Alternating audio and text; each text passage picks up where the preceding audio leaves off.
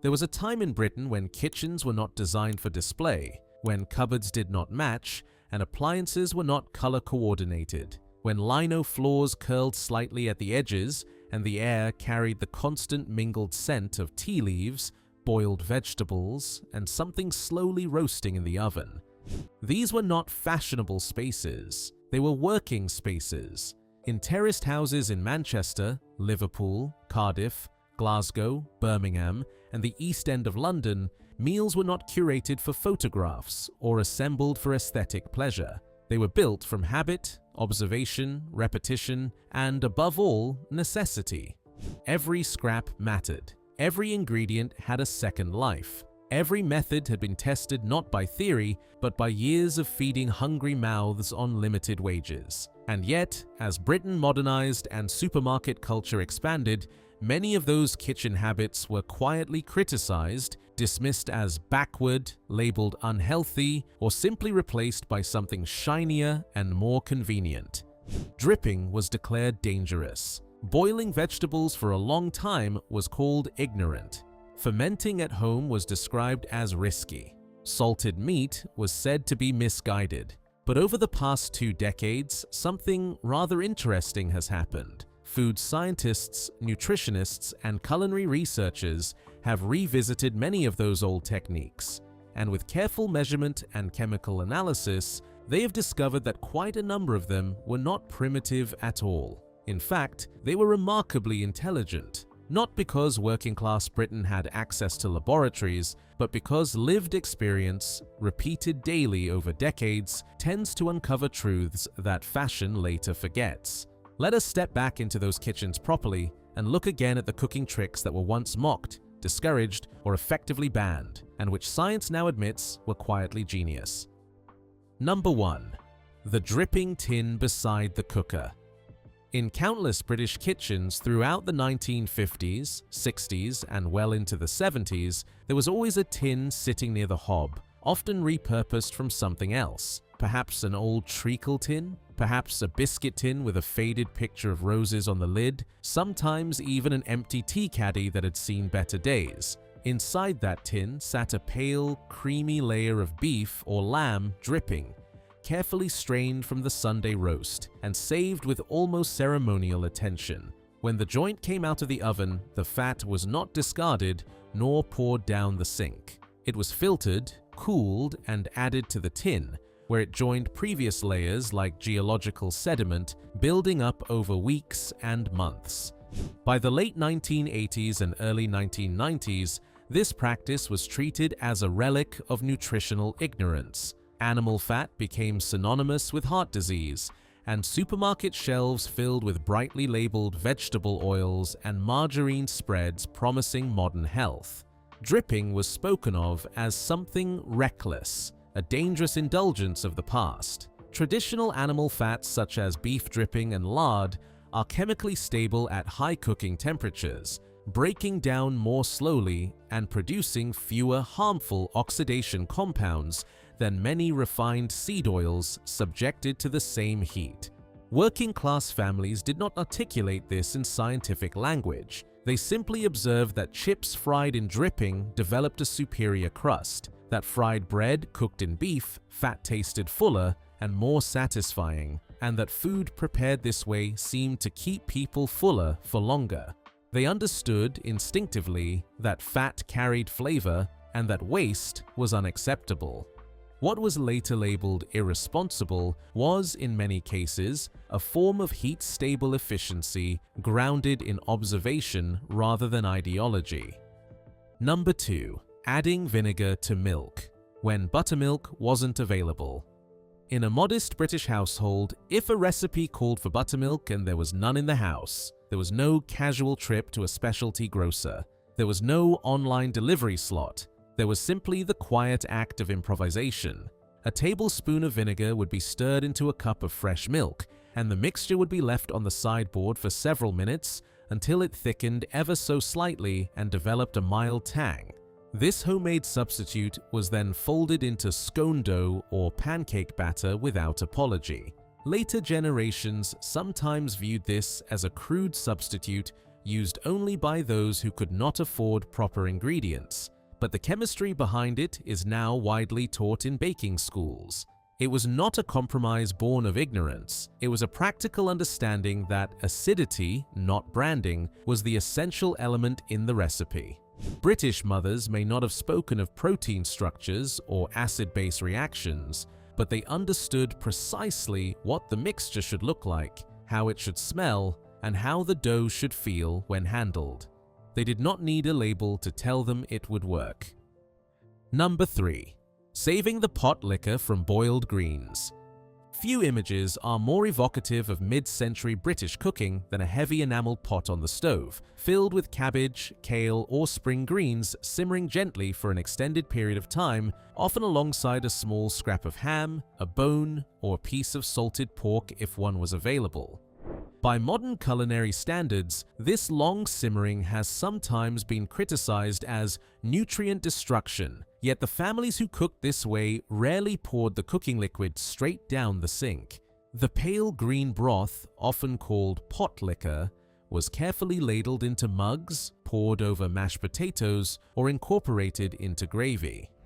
Modern nutritional analysis confirms that while prolonged boiling does cause water-soluble vitamins and minerals to leach out of vegetables, those nutrients do not vanish.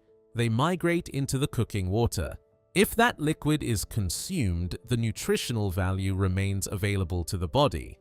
Working-class Britain did not waste pot liquor because waste was a luxury they could not afford. Yet, in preserving and consuming it, they often retained more nutritional benefit than households who drained vegetables and discarded the liquid entirely. What appeared unsophisticated was, in truth, a form of nutritional completeness. Number 4. The north-facing larder. Long before refrigerators hummed in every corner of the country, many British homes were designed with small larders positioned deliberately on the north side of the house. These spaces were cool, shaded from direct sunlight, often lined with stone shelves and fitted with small vents to encourage airflow. Butter rested there on ceramic plates. Milk bottles stood upright on the cool stone. Cheeses matured slowly in controlled darkness. When refrigeration became widespread, these larders were sometimes described as primitive substitutes for modern convenience. Yet, contemporary studies into passive cooling systems demonstrate that stable low temperatures, reduced sunlight exposure, and consistent airflow significantly slow bacterial growth and food spoilage. These kitchens relied on architecture rather than electricity. They used orientation and airflow as preservation tools. It was not technological backwardness. It was environmental intelligence embedded in brick and mortar. Number 5. Storing apples with potatoes. In autumn, sacks of potatoes were stored in cupboards or sheds to last through winter. If neglected, they would sprout, rendering them bitter and occasionally unsafe. To prevent this, a few apples were often placed among the potatoes. For years, this practice was dismissed as superstition, yet agricultural science has since confirmed that apples emit ethylene gas, a natural plant hormone that influences sprouting behavior. Working-class households discovered this through observation over generations. They noticed fewer sprouts when apples were nearby and repeated the habit accordingly. It was not laboratory research, but it was systematic, repeatable, and effective. Number 6. Cooking in cast iron to prevent anemia. Cast iron cookware was heavy and required maintenance, yet it was a staple in many British kitchens. Stews simmered for hours in iron pots. Tomato-based dishes were cooked slowly until thick and rich. In later decades, non-stick cookware was marketed as modern and superior, and cast iron was described as inconvenient. Yet medical studies have demonstrated that cooking acidic foods in cast iron increases the iron content of meals in a form that can be absorbed by the body. In post-war Britain, iron deficiency was not uncommon, particularly among women and children. Without fortified cereals or widely available supplements, meals prepared in cast iron inadvertently contributed additional dietary iron. The cookware itself was part of the nutrition strategy, even if nobody described it that way at the time. Number 7. Dry salting meat before the Sunday roast. On Saturday evenings before the Sunday roast, a joint of beef or lamb was often rubbed generously with salt and left uncovered overnight in a cool place. Later culinary advice sometimes suggested that salting meat too early would draw moisture out and dry it. Modern food science, however, explains the process differently. Salt initially draws moisture to the surface, but as it dissolves muscle proteins, it creates a brine that is gradually reabsorbed, distributing seasoning evenly and helping the meat retain moisture during cooking. The result is improved tenderness and a more flavorful crust. Today, chefs refer to this as dry brining and treat it as a sophisticated technique. Working-class Britain treated it as routine preparation. Number 8. Letting batter rest before frying. Whether preparing Yorkshire pudding, fish batter, or simple pancakes, cooks frequently mixed the batter and then allowed it to sit quietly before cooking. This was not laziness, it was patience. Allowing batter to rest gives flour time to fully hydrate and gluten strands time to relax, producing a smoother texture and reducing toughness. It can also influence oil absorption during frying, leading to lighter results. In busy modern kitchens, this step is often skipped in favor of speed, yet those earlier cooks understood that time itself changes food. They were not idle, they were attentive. Number 9. Fermenting vegetables in stone jars. Pickled onions, fermented cabbage, mixed relishes packed tightly into stone jars and left to develop in cool cupboards were common sights in many homes. Later, industrial food safety concerns caused some to view home fermentation with suspicion. Working-class Britain practiced fermentation not for fashion, but because it preserved food and extended flavor through winter. They were not courting danger, they were managing microbiology with salt and time. Number 10. Using every leftover without shame. Perhaps the most quietly brilliant of all these practices was the refusal to waste anything edible. Leftover vegetables from Sunday were transformed into bubble and squeak on Monday. Cold meat was sliced thinly for sandwiches. Excess mashed potatoes became fried potato cakes the following morning.